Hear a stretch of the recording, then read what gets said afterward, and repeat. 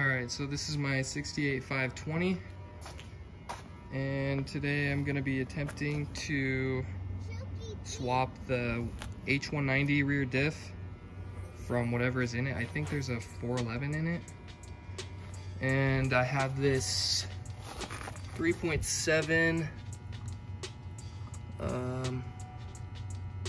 yeah, it's a 3.7 out of 86 Nissan 720. It should be the same.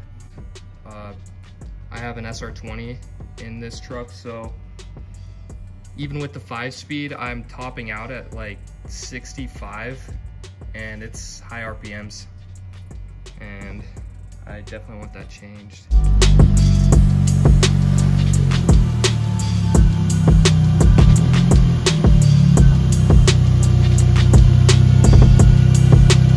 Alright, so here's what we're working with. Basically what I'm going to do first is drain all the fluid, existing fluid I guess, what's left in it.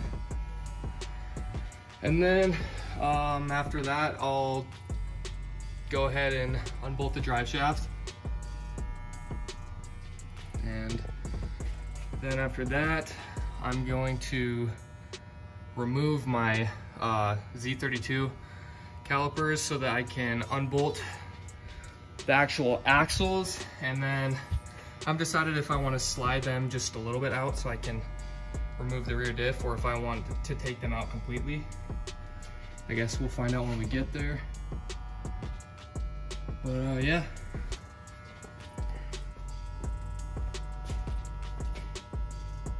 I don't know how much fluid's actually left in this thing.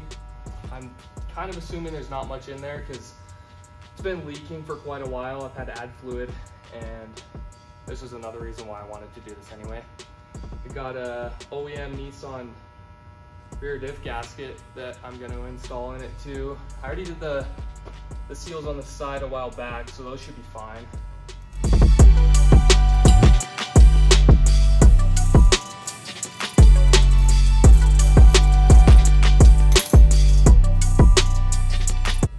Yeah, I can definitely say it was a little bit lower than I would have liked, but that's okay. I would like to do a LSD conversion on this, but for now this will be fine. I just want to be able to top out faster than 60 miles an hour. Kind of sucks. I can't even go on the freeway without grandma's passing me. All right, well that's draining. I'm gonna go ahead and get started on removing my drive shaft, and I'm going to also actually, let's see, probably get another pan at the end of the transmission just in case that does leak too. Probably be good to check my tranny fluid too, because I haven't checked it since I filled it when I did the swap. So all right, so I got that drained, and I decided I'm just gonna rest my drive shaft on this custom crossmember I did, just so that I don't have to pull the yoke out and have it drain everywhere. So it should be fine. It won't fall or anything. And now I'm going to remove these. Now I'm going to remove my wheels, and after that I should have more access to my calipers.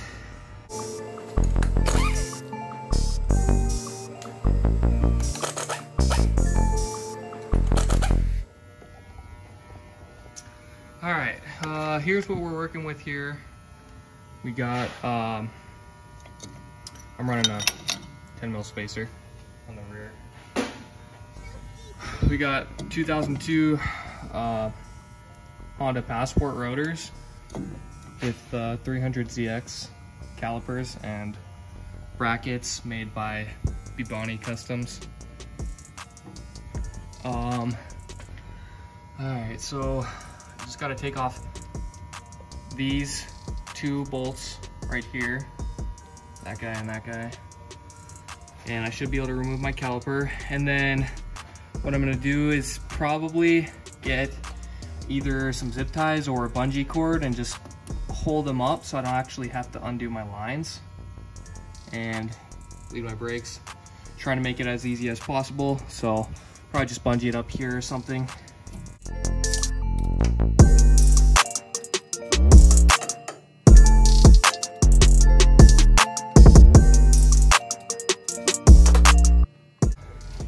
Alright, so I got my caliper off. It's just bungeed up to the top of the frame right there. Now I can pull off my rotor.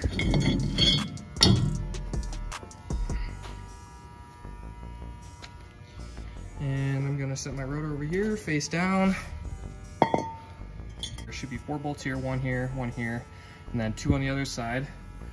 I'll take those off, and I should be able to slide my my axle right out from that. Got the bracket off. This is basically all it is. It's just a 1/4 inch metal CNC'd, and then I got these little spacers that go with it. So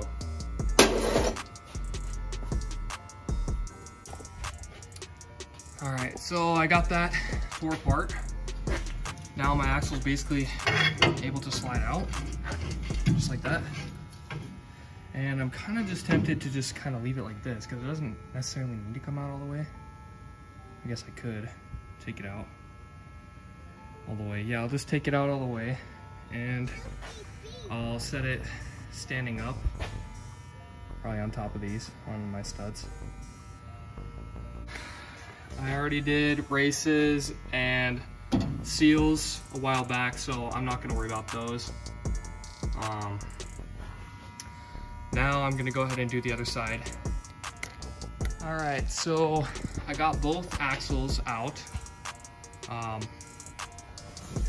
Now I'm ready to start removing all the bolts around the actual casing. I'm not sure what size they are. And then after that, I should be able to pry this whole entire assembly out and try not to make a mess, of course.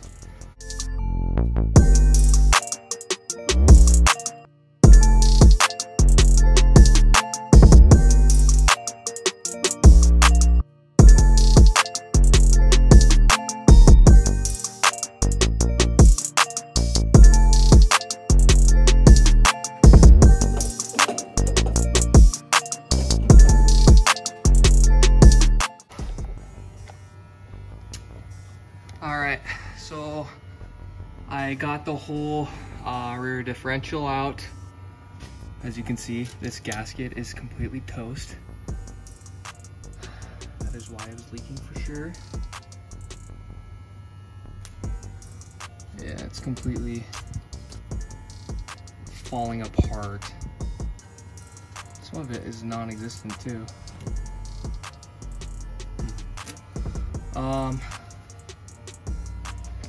And it turns out that it's not 411, it's a 3.98. This is a 3.7, the one that I'm going to be putting in. It actually doesn't look like it's in too bad a condition. Just from looking at it, there's no broken or chipped teeth or anything, so I'm just going to keep it just in case. I already did clean this one, so basically I'm going to clean the actual housing the best I can. I'm just going to use brake clean and rags and stuff, and then I'll grab my new OEM Nissan gasket and I'll throw that in, and I'm going to run and grab brand new hardware, because if the hardware has never been changed, I have a habit of changing hardware. It looks better and I won't ever have any other issues with it if I have to take it apart, so it's best to do that. And I'm gonna go grab a drink at the gas station because I'm extremely thirsty. It's like 95 out here. All right, so I'm back. And one thing I did find a little bit annoying, as you can see, there are 4 missing studs here.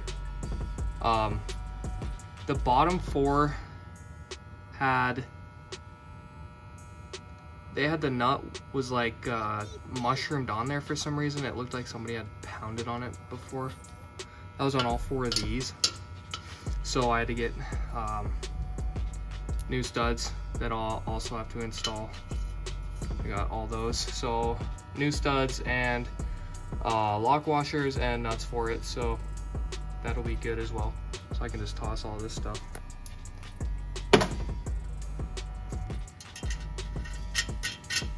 All right, so if you don't know how to do this, installing studs this way, you take 2 nuts and you basically spin them opposite toward each other until they lock together.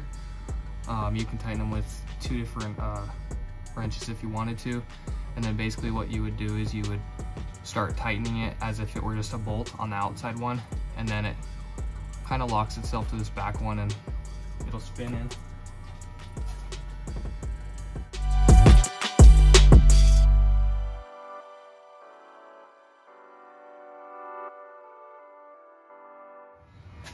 Alright, so I got the studs in. I did end up taking them out, going back and putting a little bit of Loctite on. Here's my OEM Nissan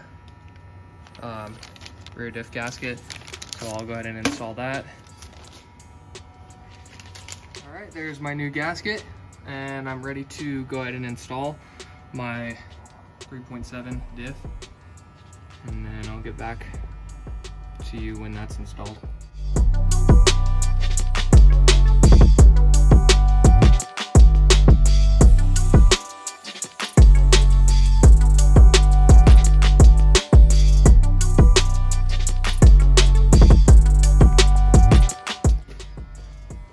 Alright, so I got the whole rear diff in now. The whole housing is actually slightly bigger, the rear diff housing. Looks slightly bigger than the other one, but it's still gonna work. I'm gonna go ahead and reassemble everything that I took apart. I'm not gonna record that part because you guys already saw me take it apart, so yeah.